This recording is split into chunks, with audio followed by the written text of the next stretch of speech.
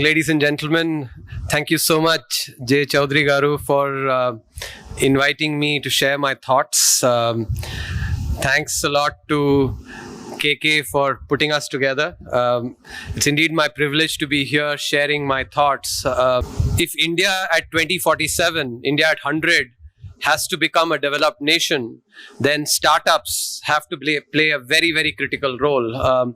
And so it is my privilege to share what I see as the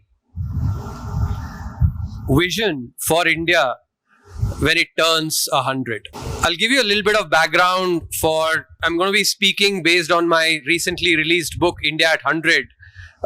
You can go and find it on Amazon, India @100, numbers 100. The subtitle of the book is Envisioning Tomorrow's Economic Powerhouse. I'll give you the bottom line. The bottom line may seem audacious, but hopefully in the next 15-20 minutes, I'll be able to explain to you the economic logic and the reasoning behind what I see this as the size of the Indian economy in 2047.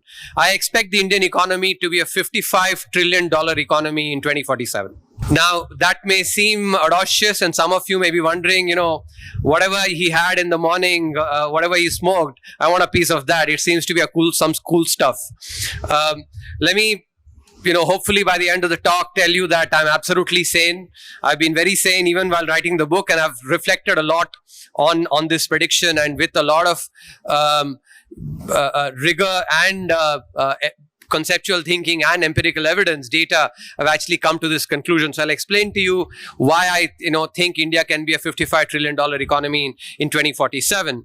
But before that, let me share briefly the motivation for me to write this book. The motivation was a twofold one. First was a more prosaic motivation. When I was part of the government in 2021, the India at 75 activities were going on. And naturally, at that time, my thoughts went to how the economy will look when India turns 100. So that's where the thought for India at 100 got germinated.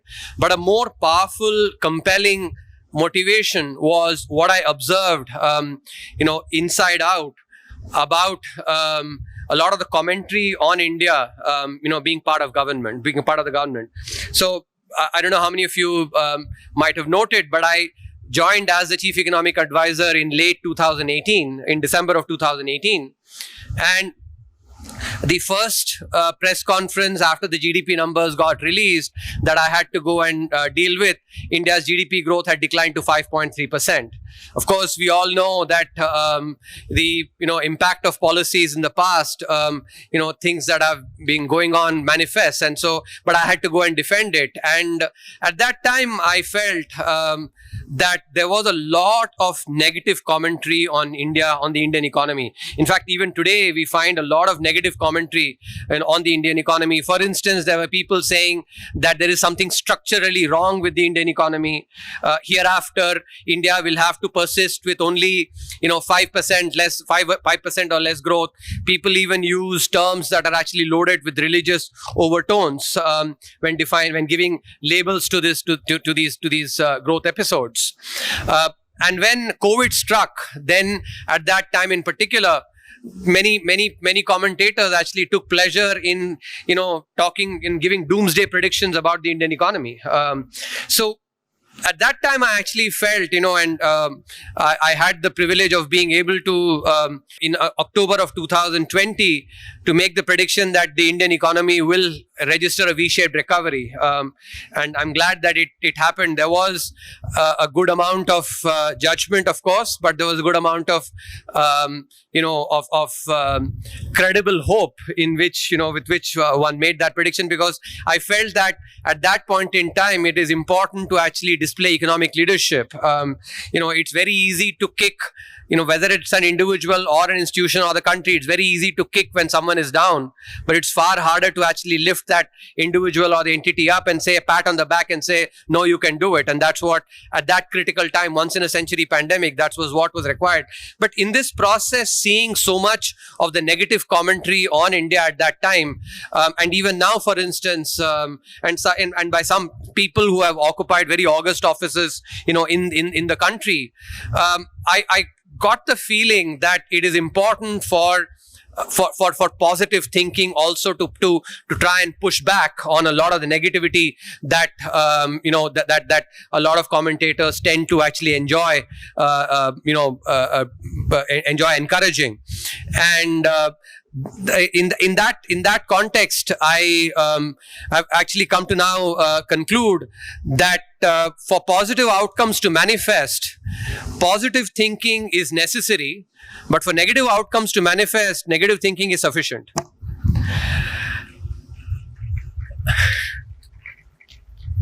So if for negative outcomes to manifest, negative thinking is sufficient, but for positive outcomes, positive thinking is only necessary, then positive thinking has to work much harder compared to, to sort of counter the negativity.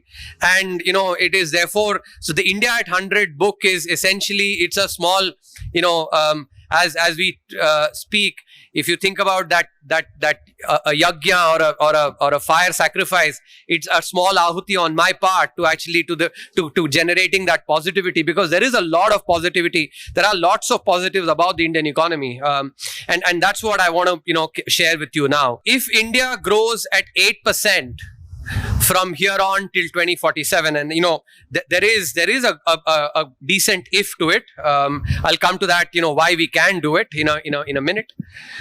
If India grows at 8% in real terms, then the Indian economy can indeed become a $55 trillion economy.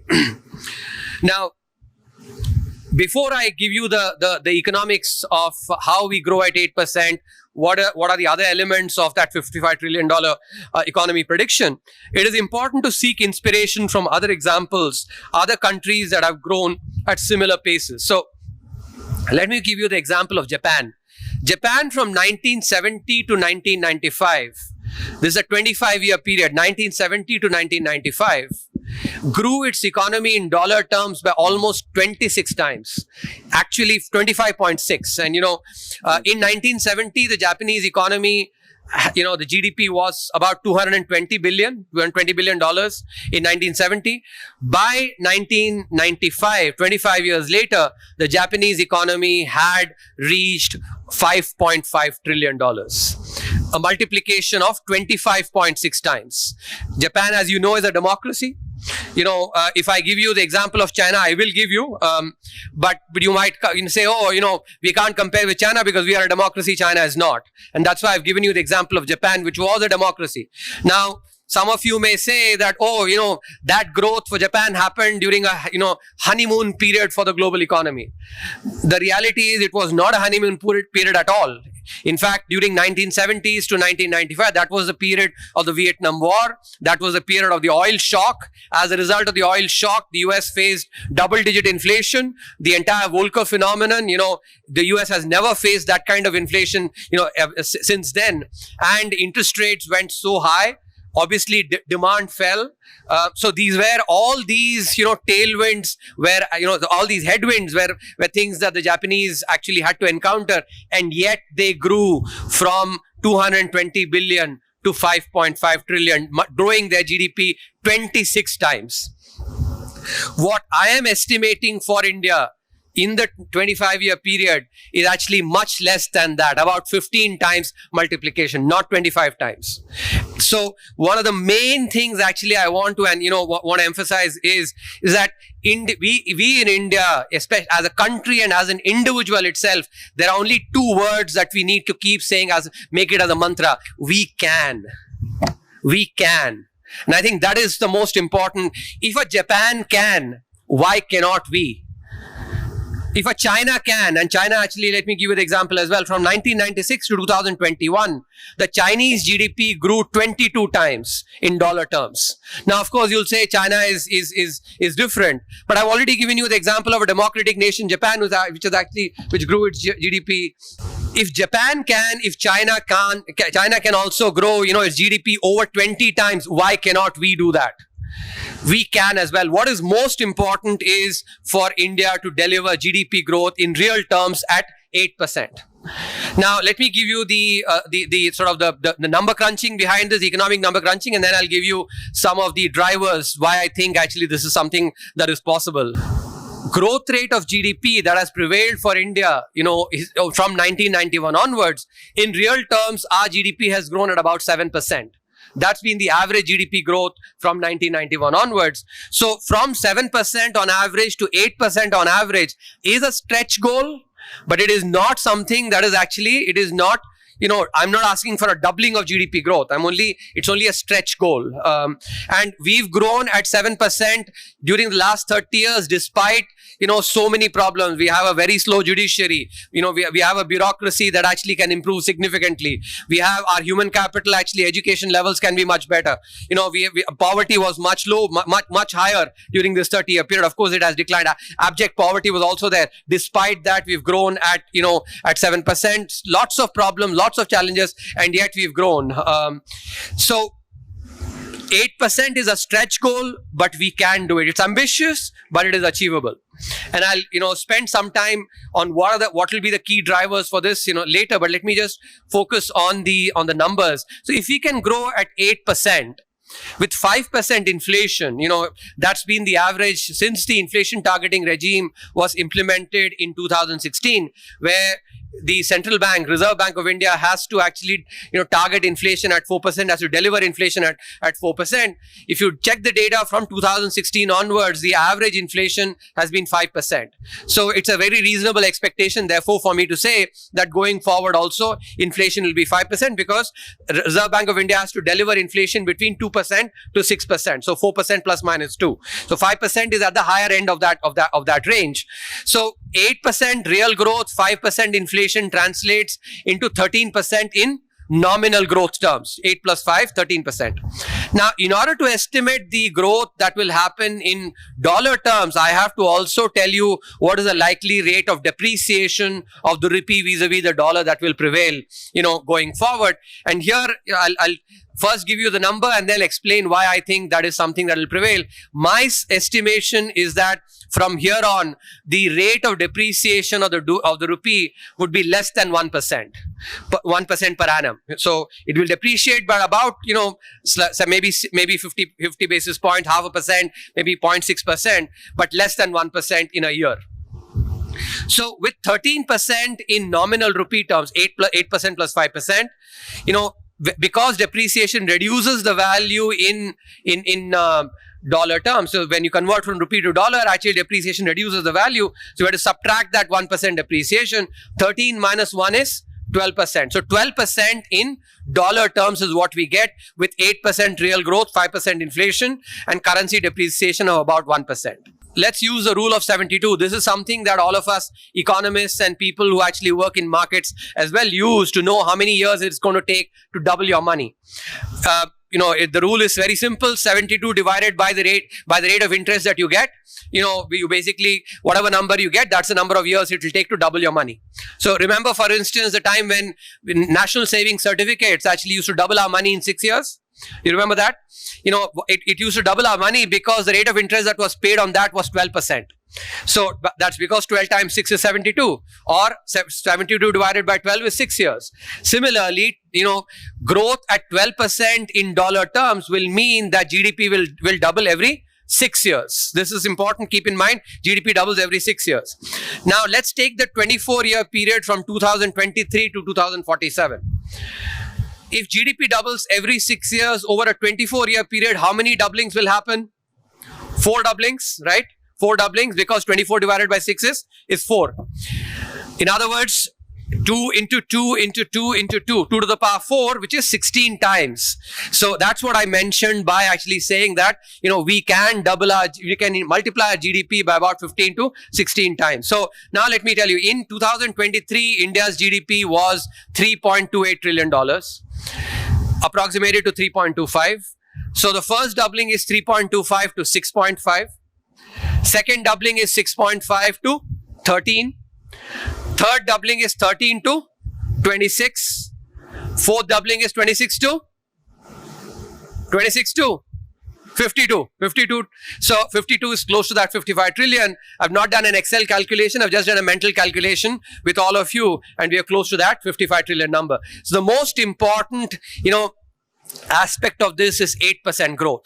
Now let me spend a little bit of time explaining to you why I think that 1% depreciation of the rupee is what will prevail in the future. If you look at the data in the past, rupee has depreciated by about 3.5% per annum, 3 to 3.5% per annum. So compared to that, why do I think that the rate of depreciation will be lower, going forward? There's a very simple reason for that. If you look at the inflation that has prevailed in India from 1991 till 2016, when India implemented the inflation targeting regime, inflation was about 7.5% on average, during that period. But since then, from 2016 onwards, inflation has reduced to 5%. Now, one of the aspects of, when you think about international economics or, currency depreciation, it is that the currency that faces higher inflation has to experience higher depreciation. Why is that the case? Because if currency faces higher inflation, so, what does inflation mean? Today, what you can buy using 100 rupees, what you can buy using same 100 rupees next year is less. If, in real terms, actually your value of that 100 rupees is only 95 rupees next year if inflation is 5%. Similarly, if you take, let's say the US inflation has been about 2%. So in the US, $100 this year will be worth $98 next year. So in other words, the value of the dollar has not eroded as much as the value of the rupee has eroded. Now, when inflation was 7.5%, the value of the rupee was eroding much faster than that of the dollar than when inflation is 5%. So as a result, you actually have the currency having to depreciate more in order to keep the purchasing power the same. If you have to have actually the purchasing power of the rupee vis-a-vis the dollar unchanged, then the rupee has to depreciate more in order for, basically 98 versus 95. So you can see 98 divided by 95, you see so that's the main reason. So when you have therefore a reduction in inflation, there'll be a concomitant decline in depreciation as well. So about 2.5% decline in the rate of inflation will translate 1-for-1 into a lower rate of depreciation. That's why instead of 3.5% rate of depreciation, about 1% is what we'll get. So that explains actually. So let me once again summarize quickly: 8% real growth, 5% inflation, 8 plus 5, 13. Subtract 1%, 12%. At 12%, GDP doubles every 6 years. 4 doubling, 16 times doubling. That's why from 3.28 to 55 trillion. Last, let me end with actually what are the key drivers for this 8% growth. I'll not elaborate too much, but let me just leave you with these 3 thoughts. One of the most important drivers of this 8% growth can be formalization of the economy. If you look at the Indian economy, it has been significantly informal. If you step out of the engineering staff college here, you go out, you'll actually find many people who sell idlis, let's say, on a shanty or some makeshift store. You'll find people who are selling dab, basically maybe on a thela kind of. They're all informal establishments. When these establishments become more formal, their productivity increases. And growth is essentially about 2 things, which is investment and productivity. How much investment you make, how productive is that investment. And when informal sector firms become formalized, when they become more formal, their productivity increases significantly. Because you can think about it, a store, somebody who's actually selling idlis, let's say using, doesn't even have a shop. If he's selling idlis, when he constructs a shop, he maybe has two people. The food that will be made actually will not get as much dust, etc., because it's covered, more hygienic, so he can, charge a higher price. If he has two more people to basically cook, he can actually sell more as well. So together he can sell more and charge a higher price. Obviously, for the same investment he's making in terms of his labor, in terms of its capital, he's reaping greater reward. So productivity increases. So this is something that economists, nobody quibbles about, which is the fact that formalization of the economy will increase productivity in the economy. Second is, even among the formal sector firms itself, Indian formal sector firms are still far behind their global peers, in terms of the productivity, and they will catch up, and they have been catching up over the last 3 decades, and especially over the last decade. For instance, if you latest, a couple of days back, the rankings came out. India is now ranked 39 in the global, innovation index. In 2015, India was ranked 85. from 85 to 39 in innovation. And by the way, this is not government data. This is data put out by this is a global innovation index. Actually, they put it out across all countries. So this is not, nobody can dismiss this as say, oh, I don't believe this data. This is actually, a global innovation index. Similarly, if you look at entrepreneurship, again, I'm giving you these statistics, using World Bank data. If you use World Bank data to look at new firm creation, from 2004 to 2014, the rate of growth of what we call CAGR, cumulative, annual growth rate of, new firms from 2004 to 2014 was 3.2%. From 2014 onwards till 2023, new firm creation, the growth rate is 220%. 3.2% versus 220%, and this is basically startups. This is so relevant for this conference. Combination of innovation, combination of entrepreneurship, this is what will actually enhance productivity of our formal sector firms as well. That will be the second driver. Final, most important driver in my opinion, which is credit creation in the economy. Now, whenever credit is taken for creating assets, for instance, if I actually, when I started out, when I was in school, I used to drive a bicycle to school. Then, when I came to class 11, my father bought me a moped. So, to school, earlier it used to take me about 45 minutes of cycling to go to, with a moped, which was basically an asset. I was able to drive and, reach my school in 15 minutes. So I was saving time. My father didn't take a loan, but if he had taken a loan, for instance, that asset creation makes you more productive. That half an hour that I saved, actually, I could use it to study better. I was becoming more productive. This is true in general. When firms also, when they take on, loans for creating assets, they become more productive. And here the runway for India is significant, because if you look at credit creation in the economy, what proportion of GDP is basically being given as, how much credit is there as a percentage of GDP? If you take the rest of the world, for every 100 units of GDP, about 180 units of credit has been given in the economy. In contrast, if you take India, for every 100 units of GDP, only 58 units of credit has been given. So 58 versus 180. Think about the runway there is.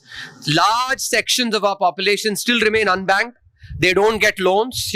They have brilliant ideas. They can actually go and create firms, but they don't get credit to be able to go and create. There's another aspect that is, very critical for the startup ecosystem. So from being able to grow from, with the current 58% levels to close to 150, 160%, there is huge opportunity. I'll give you a very specific example to illustrate what kind of power there is from credit creation. Take India and South Korea. India and South Korea in 1960. If you compare the data, in 1960, the credit creation percentage of GDP was 6% in South Korea, 8% in India.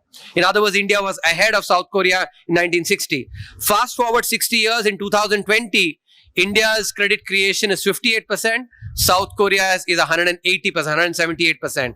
And that is why they actually have today, when we buy phones, we are buying Samsung phones instead of them, buying possibly our Jio phones. When we buy a car, maybe that's why we're buying Daewoo cars, and actually instead of them buying our Nano cars. So counterfactually, if you think about it, if this kind of credit creation had happened, for our manufacturing sector firms, for our export intensive sectors, it could have been the reverse, where we might have been exporting to them rather than importing from them. That shows the power of credit creation in the economy. Together, these three drivers itself, in the book, of course, I've covered many other aspects, judicial reform, bureaucratic reform, education, healthcare, digital economy, digitization, climate change, all these. I'm not getting into that for paucity of time, but just these three drivers themselves can push growth from what has been at 7% to 8% and thereby deliver the $55 trillion economy. To summarize, I'll leave you with this anecdote, hopefully an anchoring example that you can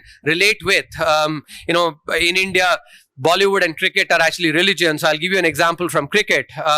In 1993, when Sachin Tendulkar had played cricket for a few years, it started playing cricket in 1989.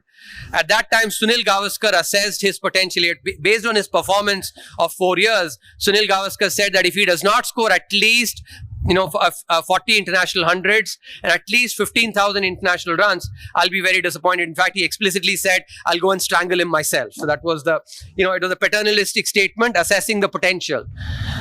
In a similar way, I have no pretensions of being, Sunil Gavaskar. I'm certainly not of cricket, not of economics either. But by looking at the potential, by looking at the performance of the Indian economy over the last 3 decades, in a similar way, I can assess that India offers the same potential as well to be the Sachin Tendulkar of the global economy in 2047. That's the second lesson from this example. Just because Sunil Gavaskar said it, Sachin Tendulkar did not score that 100 international hundreds and the 50,000, close to 30,000 international runs. He had to work very hard. He had to overcome setbacks. He had to actually, when he encountered challenges, he had to find innovative solutions. India will have to do that as well. In particular, state governments will have to do a lot of hard work, especially reforms. And I want to leave you with this particular message. Think about it. When the union budget is presented, all of us actually pay a lot of attention, ask a lot of questions to our finance minister, to the secretaries, etc. Do we ask similar questions to the state's finance minister, to the state secretary, about what reforms have you done? What are the reforms you have done for startups? What are the reforms you have done for enabling manufacturing? What are the reforms you have done for ease of doing business? What are the reforms you have done for enabling ease of doing business in our, these are questions that we need to be asking, because power and responsibility are two sides of the same coin. Whenever we look at narratives, especially when we look at the media, states only talk about their power, saying that center is infringing into this, infringing into that. When center oftentimes is having to actually do that because states are not doing it. So, when states start talking about their responsibility, then there would be no need for the union government to actually having to do these things. So the hard work that Sachin Tendulkar did today, that hard work has to be done by the state governments. And we as citizens have to do the hard work of putting pressure on them, asking them these same questions. And I'm hoping, therefore, next time when the Telangana state budget is presented or the Andhra Pradesh budget is presented, you all will ask the same questions of the state, chief minister and the state finance minister, and CII and FICCI will actually, and ASSOCHAM and, all of you will organize sessions where you will basically unravel the state budget and say, hey, why didn't you do reforms? Show me my reforms actually on, what have you done on this? Ask those questions. Then you'll be doing your part of the work as well as citizens. Thank you very much. To stay informed about the startup ecosystem, subscribe to My Startup TV.